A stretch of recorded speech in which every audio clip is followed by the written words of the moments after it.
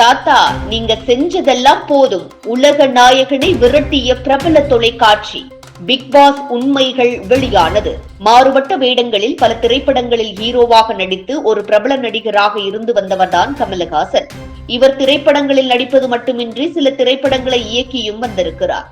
குழந்தை நட்சத்திரமாக சினிமாவில் அறிமுகமாகி இன்று முன்னணி நடிகர்களில் முக்கியமான ஒருவராக இருந்து வரும் கமலஹாசன் 2018ஆம் ஆண்டில் மக்கள் நீதி மய்யம் என்ற கட்சியை தொடங்கினார். தொடக்கத்தில் பல இடங்களில் பரப்புரைகளை நடத்தி வந்த கமலஹாசன் 142 சட்டமன்ற தொகுதிகளில் வேட்பாளர்களை நிறுத்தினார்.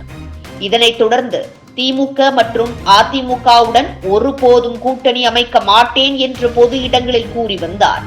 என்னதான் அரசியலில் தனது முயற்சிகளை செய்து வந்தாலும் கூட திரைப்படங்களில் நடிப்பதில் இருந்து ஒருபோதும் ஓய்வு பெறாமல் தொடர்ந்து திரைப்படங்களில் ஹீரோவாக நடித்து வந்தார். மேலும் அரசியலிலும் ஜெயிக்க வேண்டும் என்று தொடர்ந்து முயற்சிகளை முன்வைத்து வந்தார். இந்த நிலையில் கடந்த 2021ஆம் ஆண்டு நடைபெற்ற தேர்தலில் தோல்வியடைந்த பிறகு தொடர்ச்சியாக திமுக குறித்து பல எதிரான கருத்துக்களை கூறி வந்தார் கமலஹாசன். ஆனால் திரைப்படங்களில் நடிப்பதிலிருந்து சில தொலைக்காட்சிகளில் ஒளிபரப்பப்படும் குறிப்பிட்ட நிகழ்ச்சியில் பங்கேற்றும் வந்தார். இந்த நிலையில் பிரபல தனியார் தொலைக்காட்சி ஒன்றில் நடத்தப்பட்டு வரும் பிக் பாஸ் தமிழ் நிகழ்ச்சியை கமலஹாசன் தொகுத்து வழங்கி வந்தார். 2017ஆம் ஆண்டு தொடங்கப்பட்ட இந்த பிக் பாஸ் நிகழ்ச்சியில் ஆரம்பித்து தற்போது கடைசியாக நடைபெற்ற பிக் பாஸ் சீசன் வரை கமலஹாசன் தான் தொகுத்து வழங்கி வந்தார். இந்த நிலையில் வரப்போகும் ஒரு சில வாரங்களில் இந்த பிக் பாஸ் நிகழ்ச்சியில் 8வது சீசன் தொடங்க இருக்கிறது. இந்த நிகழ்ச்சிக்கான முன்னேற்பாடுகள் தற்பொழுது தொடங்கப்பட்டு நடைபெற்று வருகிறது. ஏற்கனவே நடந்து முடிந்த நிகழ்ச்சியில் நடிகர் கமலஹாசன் நடுவராக இருந்து பல அரசியல் கருத்துக்களை கூறியும் வந்தார். கடந்த 2024இல் நடைபெற்ற தேர்தலில் திடீரென திமுகவுடன் கூட்டணி அமைத்துக் கொண்டார். இவ்வாறு திமுகவுடன் கூட்டணி அமைக்க போவதில்லை என்று கூறிவிட்டு இப்படி திடீரென கமலஹாசன் செய்தது பலருக்கும் அதிர்ச்சி அளிக்கக்கூடிய ஒன்றாக இருந்தது. இது மட்டுமின்றி கடந்த பிக் பாஸ் சீசனில் கமலஹாசன் கூறுவதும் நிகழ்ச்சியில் நடப்பது வேறுவாக இருந்தது. அது மட்டுமல்லாமல் மக்கள் நினைப்பது கமலஹாசன் சரியாக கூறாமல் இருந்து வந்ததால் இந்த நிகழ்ச்சிக்கு தொடர்ந்து பலரும் தங்களது எதிர்ப்புகளை தெரிவித்து வந்தனர்.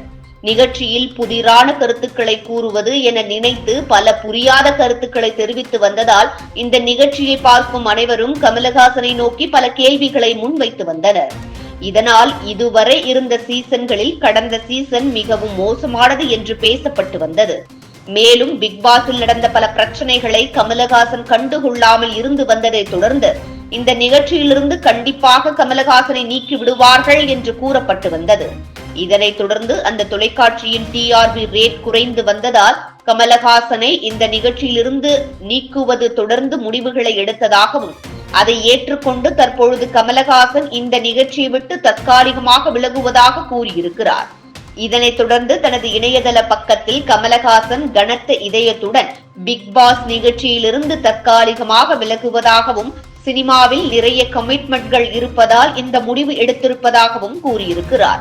இந்த நிலையில் தற்போது இது குறித்த செய்தி சமூக வலைதளங்களில் வைரலாகி வருகிறது. இதுபோன்ற முக்கிய நிகழ்வுகள், அரசியல் தகவல்களை ஆழமாக மாறுபட்ட கோணத்திலும் அறிந்து கொள்ள மறக்காமல் பாரத் மெயில் 24 பக்கத்தை பின்பற்றிக் கொள்ளுங்கள். உங்கள் ஒவ்வொரு ஆதரவும் இதுபோன்ற பல நிகழ்வுகளின் பின்னணியை அறிய உதவும்.